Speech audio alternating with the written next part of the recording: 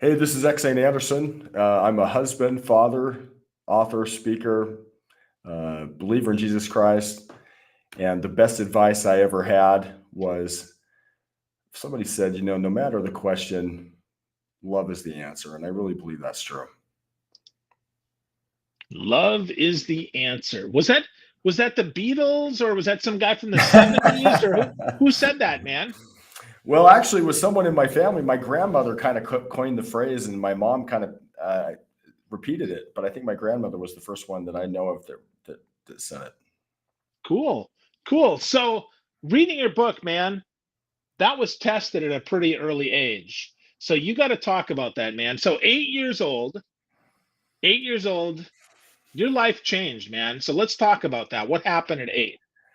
Well, I'll tell you this. I guess I can kind of start at the beginning. When I was young, I used to like to draw these trees, and I draw them with every leaf, every branch, all the detail in the leaves. And I went to school later, and I saw how the other children drew trees. And the way they drew trees is they would draw them with two lines with the poofy cloud on top. You remember? Oh, yeah. Anyway, when I saw the way the other children drew trees, I stopped drawing them the way I used to, and I started drawing them the way the other children did. And I found out later that my mom, when she saw this, she cried. And you can probably imagine why. Just, she wanted me to draw trees and be the way that I was originally. Well, fast forward a few years, I'm at a Little League game. By the way, there's a few different ways you can play Little League. You can either be good and hit the ball. If you were pathetic like I was, you just hold the bat out and the ball would hit the bat and fall. It was called a bunt. I had one bunt the entire season as an 8-year-old. But anyway, I'm not here to tell you how bad I was at Little League. There was something that was important after this game. When I was after this game, we went home. My mom complained of a very severe headache. And this wasn't typical for my mom. And my dad became concerned and said, "Hey, we're going to take mom to the hospital." And I remember standing there in the front room of our home, just a little home I grew up in, giving my mom a hug and telling her I loved her. And then they drove away. Well, I was a little anxious. I'd never seen this happen before, where my dad had to take my mom to the hospital, except for when she was having my brothers and sisters. So that was, not totally abnormal, but abnormal in the fact that she had this headache. And anyway, I went to one of my relatives who happened to be staying there, and I said, "Is my mom going to die?" And he said, "No, she's not going to die. She probably just has a migraine." And I said, "You promise she's not going to die?" And he said, "We promise. She's going to be fine. Just take it easy." And I wanted to believe him, so I went downstairs and I climbed up on my bunk bed and started reading this book, and was waiting for my parents to get home, and they didn't get home. And the next morning, I woke up. I was still a little anxious and climbed off my bunk bed, went down to the door of my room, and outside of this room, there's kind of this long family room outside of the room where I was. And as I looked out of this room, I could see my dad on the other side of this room, but something was different. My mom was not there. Instead, there was a friend and another friend and a neighbor and another neighbor. It seemed like half the neighborhood was at our house. And as I walked closer,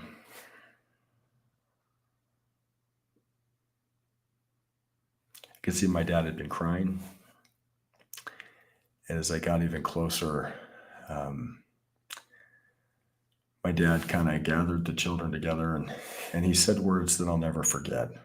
He said, "I think our mom is going to leave us."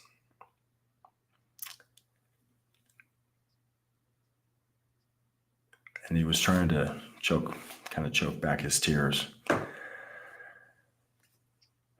My mom had suffered a cerebral hemorrhage, which means a blood vessel in her brain had burst, and she was now on life support at the hospital.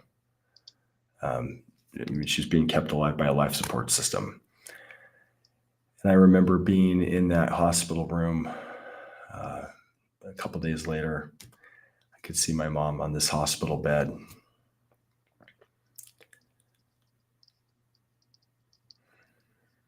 And she had tubes coming out of her nose. And her chest was kind of rising and falling with the help of this respirator. And I was very scared. And it came time that they had to take her off the machine. And when they did, she kind of crinkled up and turned bluish. And, as an 8-year-old boy, I was afraid. I wanted to give my mom a hug, but she didn't look like my mom. And so in terror, I just went and kissed the air and walked out. Well, my mom died that day. And as an 8-year-old boy, I watched her die. I do got to tell you, just so you know a little more of the story, as I walked out of the room, there was after I walked out, there was a friend of the family who happened to be an anesthesiologist in the room. And he said, "You know what, X, when you left the room, after you left, your mom kind of on her own went from being crinkled up to where she kind of opened her arms on her own, no help, almost like she was coming into a beautiful place." But here's my question for you, for any listeners today. My question is, how do you think I draw trees now?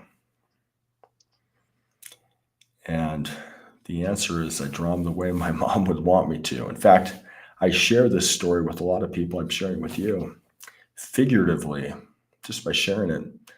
I'm drawing trees the way I see them right now, figuratively, right? And so I guess I'm just kind of on a mission to let parents know, there are things that my mom did. I just shared one brief, story, but there are things that she did decades ago. I mean, she died over 36 years ago that still profoundly affect me. And because they affected me so profoundly, they're affecting her grandchildren who she never met. And I believe her influence will go for centuries, maybe even, you may not be able to quantify exactly what it is because it's so hard to measure, but the actual effect will be massive. So I want parents to know that just the little things they do, the little tiny things they do, really is going to last longer than anything you and I do at work. What we do at work could last for a long time and have an influence. I'm not saying it can't do anything. There isn't a good thing. I'm just saying that the effect we have in our own homes is what's going to make more difference than anything else. Yeah. Wow. First, dude. Wow. That's a tough lesson to learn at 8, though. That's a really tough lesson to learn at 8, man. Yeah. So how did you okay, and you've probably done this and, rewind here, but at 8 years old, you can't, and maybe you can, but I don't think I was prescient enough to understand, wow, like mom wanted trees and I'm going to change now. I mean, was that the moment that change happened for you, that you decided to start embracing drawing trees? Or talk to me, X. I don't remember the exact age I was when I found out. I found out that my mom had cried, and I can't even remember who it was. I think it may have been an aunt who told me. Somebody said, but what I'm saying is as an adult now, knowing, and I don't remember the Absolutely. exact moment, Yeah. knowing that was important for her, to have me just, draw trees the way I see them. If it affects me now, I wrote this book. I didn't write it to fulfill a need in the marketplace. I didn't write it to, I just thought, right now I'm going to draw trees the way I see them. And you'll notice on the front of the book, it's got a tree just with branches and everything. And I thought, that's what I'm going to have, because yeah, thanks. Thanks, Phil. Yeah. But that, let me tell you just one more thing to think about. I sometimes will ask people, and I'll say, hey, do you know what your great, say, grandfather did for a living, or grandmother, even if you wanted, two great. So your grandparents' grandparents, do you know what they did? And when I ask this question, almost nobody can tell you. Every once in a while, I get somebody who tells you. But then I remind them, I said, well, you had 16 great grandparents. You know what all of them did? Great grandparents. And they say, most of them can't tell you. Well, here's the good news and bad news for you and I. Our great grandkids, they're probably not going to care what we did for work. They're just not. But one of the things that's interesting, let me give you a really obvious example, and then we can get something less obvious. I live in America. Well, the reason I live in America, and there could be different reasons for other people, but for me personally, is because one of my ancestors, hundreds of years ago, decided to get on a boat. Actually, more than one of my ancestors got on a boat and came to America. Well, that was a choice they made centuries ago, but it's still affecting me today. I mean, it affects the language I speak. It affects my economic opportunities. It affects my educational, affects my religion, it affects everything because that person centuries ago made that choice. Well, there's other choices. I mean, that's an obvious one because it's geographical. You can see it, you can measure it, But there's other things that aren't as observable, it's not as measurable, but they're just as real, just as real. Were they kind? Were they mean? Were they drunk? Were they checked in as a parent or kind of keyed out? Were they present? Those kinds of things can be passed down for a long, long, long, long time. And so, the little choices we make, you may not think they're a big deal. I'll tell you, there are things my mom said or did, lots of them, just little things that maybe just took 5 seconds that still profoundly affect me today. And so that's why I'm trying to this message that, hey, you as a parent, you have the ultimate career as far as long-term influence. If you want to do long-term influence in the world, it's not your career. Sorry. It's what you're going to do in your own home, in my belief. Yeah. Yeah, no, I will tell you in the last couple of years, I've seen that absolutely to be true. I didn't have children until I married my wife, and so now I'm a bonus dad, and I can tell you there's no greater impact than that. And it's so amazing to me to watch my little guy go from like I didn't know him at all to now watching him do things like I do. And it's fun to watch, man, but it's humbling to watch, right? I mean, as we think about that, as we really think about that, that's a lot of influence on another human's life. So let's focus on the love piece of that, man. So how do we, sometimes, right, kids, spouses, family, right, they don't always do what we want them to do, man. So how do you suggest making sure that they know that we love them and that we love them in the way that they need to be loved? That's a great question. So, one of the things that changed the way I parented, I read, my brother suggested this book called The Power of Positive Parenting. It's by Glenn Latham. I could give you the link. Power of Positive Parenting by Glenn Latham. And this book basically said, if you want to influence behavior long-term, you've got to catch people doing something right. And the premise behind the book is this. It's basically saying behaviors are almost like seeds. So if you can imagine seeds, that you plant in a garden or in a field or something. And attention is like water. And the problem that a lot of us as parents make, and I've made this mistake a ton of times. Let me tell you the mistake I've made a ton of times is if you can think about, you water the behaviors you want to see grow with attention. So if I observe a behavior and I give it attention, that behavior is going to get strengthened. Well, have you ever seen the parent and the kid walks in and the parent says something like this, I can't believe you stayed out till 3 a.m. last night and you didn't make your bed and you left your clothes all over the ground and you're playing too much video games. Well, what that parent's inadvertently doing is they're watering the weeds. They're watering what they don't want to see grow. They're giving these behaviors attention. And the whole point of this book that was so profound, they said the research, this isn't just me saying it or it sounds like a nice idea, but the research shows if you want to influence and love, like you talked, I'm circling back to love here in a bit here, but influence too, long-term behavior, the best way to do it is to wait till they do something right and then give them a lot of attention for it. And then if it's just garden variety bad behavior, I'm not saying you can ignore super bad abusive behavior. I'm not saying that, but I'm saying if it's just garden variety annoying behavior, don't pay attention to it. But when they do something right, pay attention to it. So I tried this with my own daughter. Okay. So I have a great daughter. She's just a good girl all around, but I'll tell you this, she came to my door once when she was young and she goes, this was in the morning before school on a school day. She said, surprise, Dad, I made my bed. I got dressed. I'm ready to go to school. And I'd learned about this positive reinforcement, which is watering the behaviors with attention you want to see grow. And I went to my wife in the closet and I said, you know what? Let's give this a lot of attention. And she said, okay. So I went out there and I said, hey, look, your bed looks good. You made your bed. Wow. And you got your lunch done. You got dressed for school. Well, it was really interesting. We gave it a lot of attention. My wife kind of laid it on thick too. Well, she did the behavior again. And we kept giving it attention. She did the behavior again. We're trying to water the behavior you want to see grow. Well, what would have been less effective is for me to wait till she sleeps in, doesn't make her lunch, doesn't make her bed, and then storm into her room and say, how many times do I have to tell you to get up and make your bed and do this? That's just, even research-based, not as effective.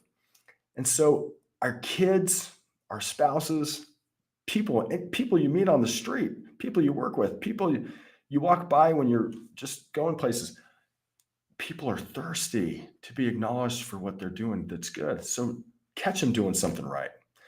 And when you do, that behavior, I mean, I can tell you stories in business. I can tell you stories in my family. I can tell you stories where just catching people doing something right. And by the way, I've made the mistake hundreds of times, millions of times, probably hundreds of that. I mean, a lot of times where I've caught people doing something wrong. And I'm trying to change that. I've noticed it's so much more effective. Yeah. So that starts with awareness, that continues with practice. But to your point there about about some of the bigger things. I mean, how do we stay in love when something goes sideways, man? Some big thing goes sideways. How do we demonstrate that love? I love this question, Phil. This is like the best question you could ask me. So there's this other guy that I got to tell you, my dad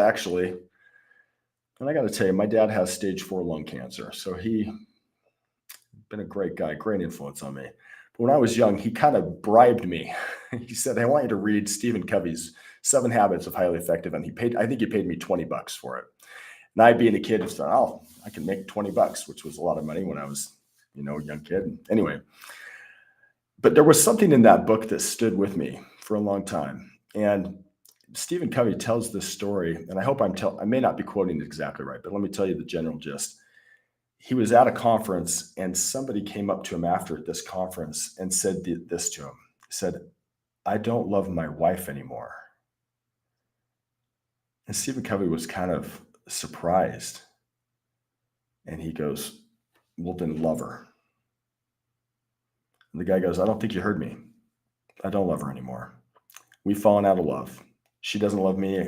I've fallen in love with her. We have 3 kids. We're probably heading for a divorce. And it kind of concerns me. And Stephen Covey looked at the guy and said, if you're not feeling it, that would be a good reason to love her. And the guy goes, how do you love somebody you don't love?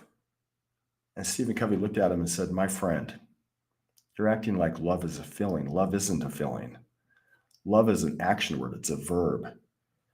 But if you do the verb, the feeling will follow. By the way, this is super, super profound because it's this principle that we can lead our feelings with our actions. In other words, that we can do something before we feel like it, and later we'll feel like it. Let me give you one more example about this principle. I have this friend named Brody, who used to live in the neighborhood I used to live in.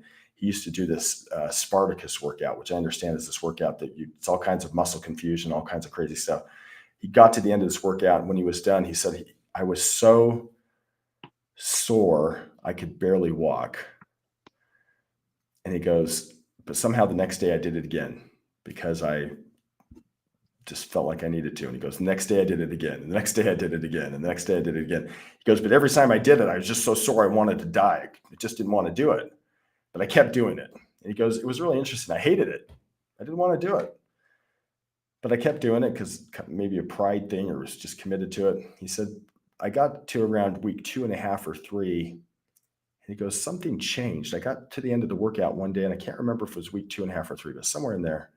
I got to the end of the workout. And at the end of this workout, I felt like I was just getting started. And so that day I did the workout twice. He goes, and the next day it happened again. I did the workout again twice. And so this principle that if you don't feel love for your spouse, let's just say you're not feeling it.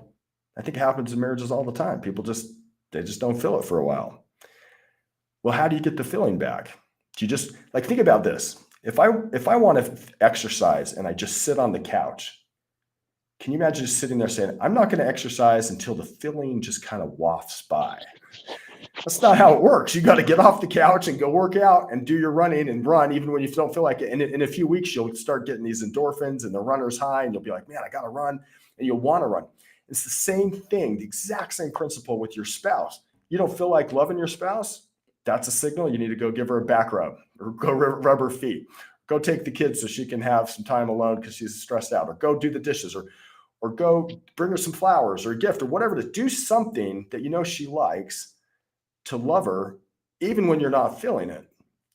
Same with your kids, with the troubled teen, with anybody, because you can act first and the feeling will follow. And that's a profound thing that I think a lot of in our society, we get a little bit backwards. A lot of people say, well, you should just do whatever you feel, thinking that it's out there. But the truth is, you can actually create the feeling with your actions. And if you just base your feeling, if it's just, you think whatever I feel is going to happen, you've kind of abdicated that responsibility. The truth is, we're responsible for our feelings. We can choose how we feel. And a lot of people may not like that, but it is the truth. Yeah. Yeah. We have a lot more agency, I think, than we give ourselves. I think you're absolutely right with that, X. So with that, right. The book is What I Want My Children to Know Before I Die. So how do we help them understand love? I mean, is it just example, or is it words, or a blend, or what do you find, man? You mean for our kids, you mean? Yeah, for our kids, right? If we're talking about, what do you want your children to know before I die? How do you get there, man? How do they understand that and conceptualize that and embrace that? Such a great question. And here's the thing. I really believe that no matter the question, love is the answer, but I'm not sure I even get love completely. I'm trying, right? But I've got to like do the best I can as a dad, like the example of like trying. So, just little things we do are going to pick up. How do I love my wife? Well, sometimes I blow it. Sometimes I'm great. How do I love the person on the side of the road? Do I just pass by them, or do I try to help them out when they want some help? How do I love the people who are in our neighborhood? And sometimes I do a good job and sometimes I don't. And so I think for us to teach that love is the answer, somebody said this, and I don't know who said it, but they said there's 3 things that are important when teaching people. The first one's example, the second one's example, the third one's example, because we're saying so much more. And let me hit on this for just a second here, if that's okay. My brother, who happens to be a really smart guy, and he went to Harvard and got a degree in education at Harvard. He and I love to talk about education. So we're talking about like, what's the best way to teach? So I was talking to him once and I said, what do you think the best way to educate people is? If you had no cap on spending, if you could do anything you want, and there was no limit on money, no limit on anything, how would you do it? And we talked about it. We talked about, like, let's just say you wanted to be a hedge fund manager, right? So a hedge fund manager, I think they're the top paid people in the world, or at least one of them. I think they may be the top paid people. Right now, to be a hedge fund manager, you got to do really well in college so you can get a really good GMAT score. You might need a 4.0 or close. So you can go to an Ivy League school and learn business, and you're going to spend a few years at least there. And then you're going to go on, and you're probably going to spend 2 decades working for these prestigious firms, trying to work your way up. And maybe in a few decades, you might be a hedge fund manager. But we came up with this idea, but what if instead of going through all that, what if you learned some basics, but then you were able to just follow around the very best hedge fund manager in the world? What if they just said, you can just follow him around? You can sit in his board meetings. You can see when they buy and sell things. You can see the conversation. You can listen to his phone conversations. You can see when he hires, what he fires, what he says, what his strategy is. And do you think that you might be able to learn faster by just following around a hedge fund manager? The answer is, if you were to follow around the person you wanted to be like, just follow them around, you could probably become a hedge fund manager and learn it really well. Maybe even better than if you went to the school that, they're paying these guys maybe, I don't know, $100,000 a year to teach you. But here you're learning from a guy who's making billions, and you're seeing what he or she really does on the ground. And I thought about this. I thought, you know what? Following around the person you want to be like, that is a great way to teach. I mean, if I wanted to be a doctor, I could follow around the top doctor. I could follow around the top lawyer or the top hedge fund manager, or the top business person or whatever. And then after this conversation, I thought, yeah, that's probably it. I think that probably is one of the best ways. But I'm sitting at this stoplight after I've talked to my brother, and there's this truck that went through, and I'm thinking, and it hit me. I'm like, the best way to teach people has been around for thousands of years. It's called parenting. We have little people who want to be like us, follow us around for like 18 years or more sometimes, right? Or, they follow us around and they want to be like us. Well, this is the good news and this is the bad news. I'm going to just spiral off for just a second. I remember I used to sell real estate, and remember that we're in this back in the 2008, 2009 time when the real estate market had crashed. I was working for this builder, and they were desperate for sales, and eventually got so desperate, we decided to go out and knock doors on these apartment buildings to see if we could get people to buy these homes, because nobody was buying. Everyone was afraid. Anyway, they sent us out 2 and 2 for liability reasons. I remember I knocked on this door, and this little kid came to the door and said, "My mom told me to tell you that she can't come to the door because she's in the bathroom." And then from behind the door, the mom, who was obviously not in the bathroom, said, "Okay, now, sweetheart, shut the door." Right? Now, it sounds like a funny story. At first, I thought it was funny. Later, though, much later, as I thought about this, I thought, that's kind of sad in a way, because I don't think that mom got up that morning and said, "Today, I'm going to use the best way to teach people, to teach my kid to lie." I don't think she thought that. She didn't think, today I'm going to get up and just teach my kid to tell lies. But she did. She got up and she said, "Look, if you don't want to talk to someone, or, I don't blame people for not wanting to talk to a salesperson. I don't blame them. But I'm saying, but just little choices like that we don't realize that kid might think, hey, it's okay to lie just because I saw mom do it that day at the door. That could be passed down for a long time. So we really got to think, like, what am I teaching with my example? And sometimes that can be scary. Like, did I really teach my kid that? I hope it's good. So I hope we can help parents think, let's really start looking, what are we doing? Because our kids are watching us. They are watching us. They are watching. Yeah, absolutely, man. Absolutely. Whether we see them watching or not, they're always, always watching us. So X, how do we get them started on love, man? As we kind of wrap this up here, brother, how do we get them started on the love train so that they can be more love and less harm? I think if we could teach our kids that you can lead your feelings and to just choose to love others, even if you're not feeling like it, show them examples, take them to do things to love others, show them how to, love by treating our spouses good. And I blow this sometimes. I'm not great at this. My wife could tell you I blow it a lot, but sometimes, like, show how do I treat my wife? How do I treat my kids? How do I treat the people in the neighborhood? And then have conversations about it. I don't know if it's rocket science. There's not some huge silver bullet. I think it's kind of the little things that happen each day that build up, and over time they can learn it by our example. Yeah, over time, absolutely. Absolutely, right? Each thing that we do, it adds up and it adds up and it adds up. Good stuff, man. So X, I gotta ask you, man, before I let you go, you have the most unique name that I've met, EksAyn Anderson. So Yeah. how'd you get, like, is there family tradition behind that, or how did you get that cool name, man?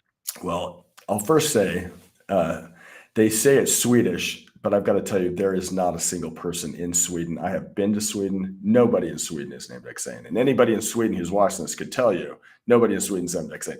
It is a family name a little bit. So I have some people, I think there's 4 of us that have ever lived. Okay. My wife calls me X. And I always joke around, it's probably not a good thing if your wife calls you X, but I'm my wife's ex and we're married. So I might, believe it or not, Phil, I passed it on to my son. We've got little X, we call him. Or sometimes I call him Big X because he's just a good guy. But anyway, yeah, it's a unique name, EksAyn. If you ever meet anybody else with that name, they're probably in my family. In fact, almost 100% sure they're in my family. There you go. Well, makes it easy to remember where to find you, X. You'd find you at EksAyn.com. That's EksAyne.com. And Yeah, it's if actually they no want E, to, sorry. oh no, You're E, how good. the hell did I spell that wrong? See, I'm reading it's on so hard to screen. spell. No, it's so hard to spell. EksAyn. Sorry, X. EKSAYN. Yeah, it's even You on got screen and I still can't read today, right? So EksAyn.com. My bad, man. And so if people, is there a way to talk to you there? Do you have a favorite social network where they can get to know you a little more? Sure. Yeah, they're welcome to reach out on any of the social networks. All the main ones. They're welcome to reach me out, or just EksAyn.com, like you said, EksAyn.com. They can just ping me there, and we'll try to get in touch with them. So thank you for Cool. putting that. Yeah, absolutely. And congrats on writing the book, man. It's what I want my children to know before I die. This was EksAyn Anderson. And make sure, folks, love is the answer. And it's a verb. So even if you don't feel like it,